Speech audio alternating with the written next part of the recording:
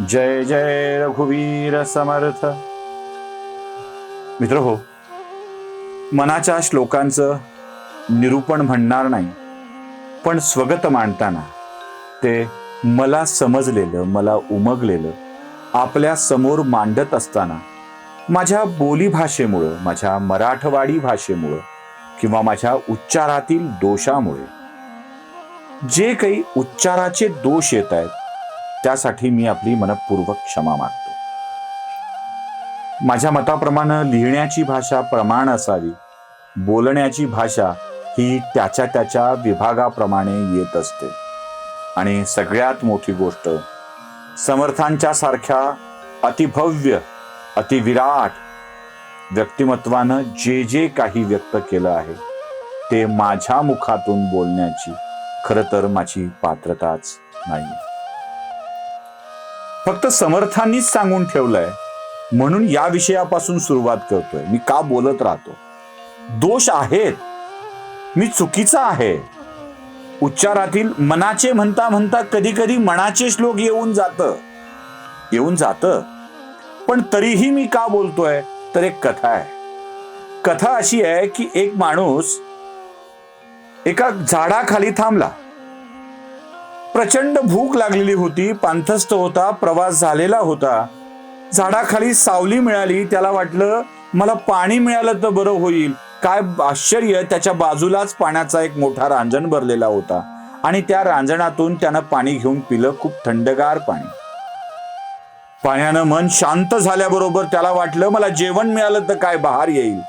एवढा विचार मनात यायचा अवकाश जेवणाचं ताट तिथे प्रकट झालं आणि त्यानं पोटभर जेवण केलं.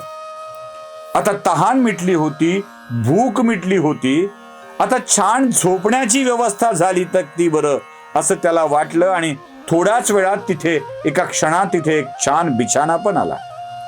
बिछाण्यावर त्यानं अंग टाकलं आणि सहज त्याच्या मनात विचार येऊन गेला की अरे, हे सगळं इथे मला मिळतंय, ही भूताटकी तर नाही ना? आणि प्रत्यक्षात भूत आलं तर? आणि खरंच तिथे एक भूत अवतीर्ण झालं. भीतीनं थरथर कापू लागला आणि त्याच्या मनात विचार आला, या भूतानं मला खाऊन टाकलं तर? आणि शेवटी त्या भूतानं त्याला गिळंकृत करून टाकलं. त्या वेड्याला हे ठाऊक नव्हतं की तो कल्पवृक्षाच्या छायेत बसलाय. कल्पवृक्षाच्या छायेत जे जे मनात कल्पिल ते ते त्याच्या समोर उभे राहील. झालं, जेवण आलं, पाणी मिळालं, बिछाना मिळाला, भूताचा विचार झाला, भूतही आला, खाण्याची इच्छा झाली, भूताच्या मनात त्याच्या आला की खाऊन टाकेल आणि भूतानं खाऊनही टाकलं. कल्पवृक्षाच्या छायेखाली बसून मनात नेहमी सद्विचार आले पाहिजेत.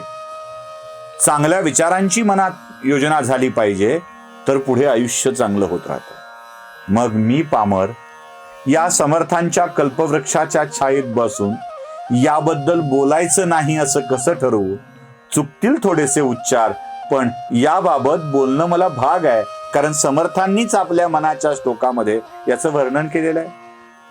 समर्थ हेही सांगतात की दारी कामधेनू बांधली आहे आणि ताकासाठी तांब्या हातात घेऊन दारोदारी जाणारे भिकारी देखील आपण बघितले.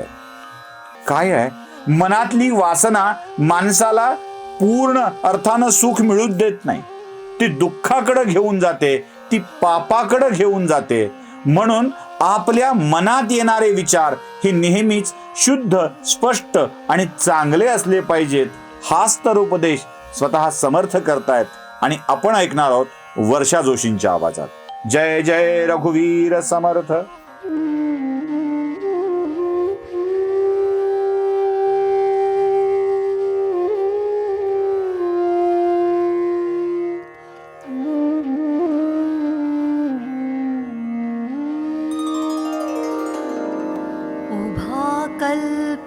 कल्पवृक्षातळी दुःख वाहे, तया अंतरी सर्वदा ते चिराहे. जनी सज्जनी वाद हा वाढवावा, पुढे मागुता शोक जीवी धरावा. ध्यास तो सर्व तुटो निगेला, बळे अंतरी शोक संताप ठेला. सुखानंद आनंद भेदे बुडाला,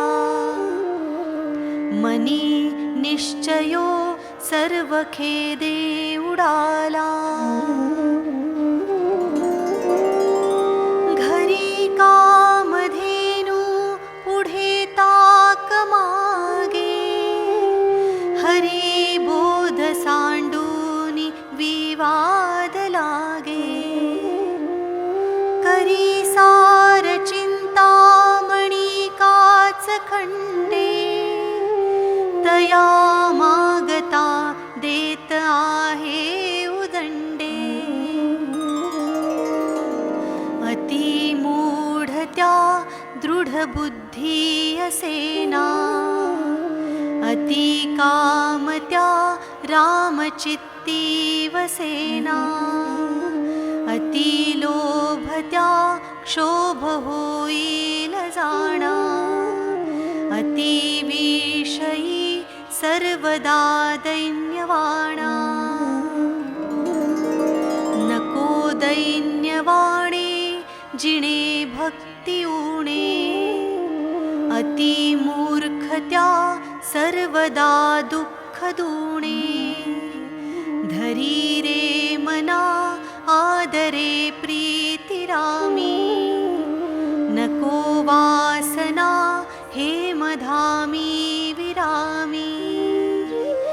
जय जय रघुवीर समर्थ.